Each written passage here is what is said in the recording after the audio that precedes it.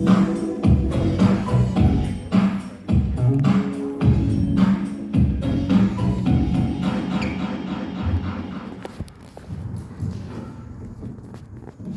everybody. So my name is Samuel Daniel Brown, and I have a theory. And it's called the theory of emotional illiteracy-based criminality. The theory of emotional illiteracy-based criminality. OMGeezy, or your Pizzic and Izzo, but I'm Pizzic and Dizzle. And if Sizzo, how when the wizard is that Sizzle? For baseline, socio-economic, ethnographic, cutting-edge criminogenic supposition. I mean, listen. The theory of emotional illiteracy-based criminality, that means before I was an offender, I was a casualty. And I didn't mean to offend you when I casually reenacted the trauma that I silently suffered when I thought the whole world was mad at me, so I was mad at the whole world. I thought the whole world hated me, so I hated the whole world. And my development stopped, my hands were on my brain, took my blood, bro, what ailed me, I couldn't unfurl. What to talk about it was to be a little girl. That is, according to the roles that they attempted to set forth for me through American structural functionalism. You know that super macho, ultra masculine, patrilineal, real men don't cry crap that socialize me to a standstill. Premeditated is a planned kill. How my neglected emotions, premeditated emotions died and lied like emotional land drill. That lied and died in emotional landfill. The stench from which can make any man ill. And not a regular ill, but a grand ill. So damn ill couldn't be healed by milling Advil. Have me down on my knees composing prayerful songs to the Messiah like George Handel. Hallelujah. Other times I was just pissed. Power. Lips poking out looking like a man drill. Yeah, that's real. And my thoughts was like anvils that weighed on my brain because they was heavy on my mind. However, as they slip from my tongue, they would disintegrate into the atmosphere with the attempts to disseminate a message of redemption to all of humankind, which is there are more people in prison than there are incarcerated, but their freedom can't be commentated. On the contrary, their liberation is orchestrated through due season words articulated. See, prison is, my mama smokes meth, she used to smoke crack, my uncle shoots heroin. The molestation began when I was 10, and ever since then I dreaded leaving school and going back home. My auntie is an angry alcoholic, my pops ain't never been there, my life ain't never been fair.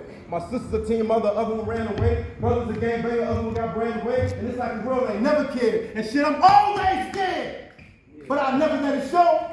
I've been raped, I've been robbed, I've been turned down for a job, but I know, that's just how it goes, right?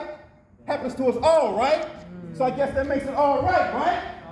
Wrong. It's not all right. You do not have to embrace a soft death because you live a hard life. Discover the medication that resides in your tribulations, that's word to the troubadour.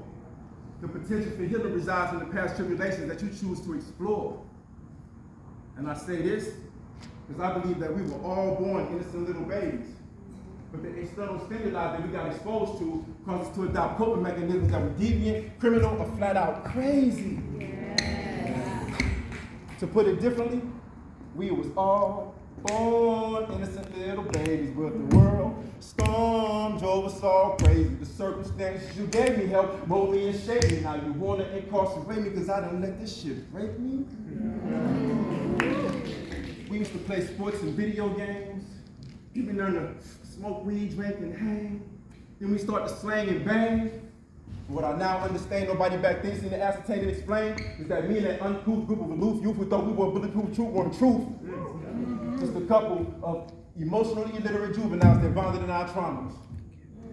So fast forward to today, and everybody want to know what we have in common. I mean, show of hands if you've ever done years in a cell hoping to get some mail while making spreads out of top ramen. Well, clearly that's not our bonding agent.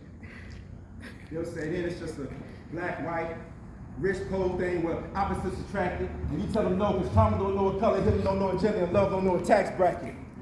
See, secrets have power as long as you keep them a secret. But the second that you begin to speak, the power of the secret weakness. So don't be sitting there keeping something that hurts yourself. You ever need help? You ask somebody for help. That somebody can't help, you ask somebody else, so you find someone who can help. Holding it in is bad for your health. This is mental, you need spiritual wealth. Remember this. You ain't gotta hurt nobody else in order to feel good about yourself. Yeah. So stop sitting there waiting for a bully to cut you loose from their spiritual, psychological, physical, or sexual abuse. Because I will not wait for you to relinquish your control over me. I hereby set me free. I take back my power. I take back my control. I take back my spirit. I take back my soul. I'm free from the traumatizing things to each other that we do. I now look in the mirror and say, Samuel Nathaniel Brown, I see you. And when life does get hectic and throw me a curveball unexpected, then I realign myself by saying this message. Please repeat after me. Anytime is a good time for me to better myself. Anytime is a good time to better myself. And no time is better than the present. And no time is better than the A present. little louder. Anytime is a good time to better ourselves. Anytime is a good time to better ourselves. No time is better than the present. And no time is better than the I present. scream and say, anytime is a good time to better yourself. Anytime is a good time to better yourself. No time is better than the present. And no time is better than the present. Next time y'all give somebody that message, combine it with offering help. The theory of emotional literacy-based criminality.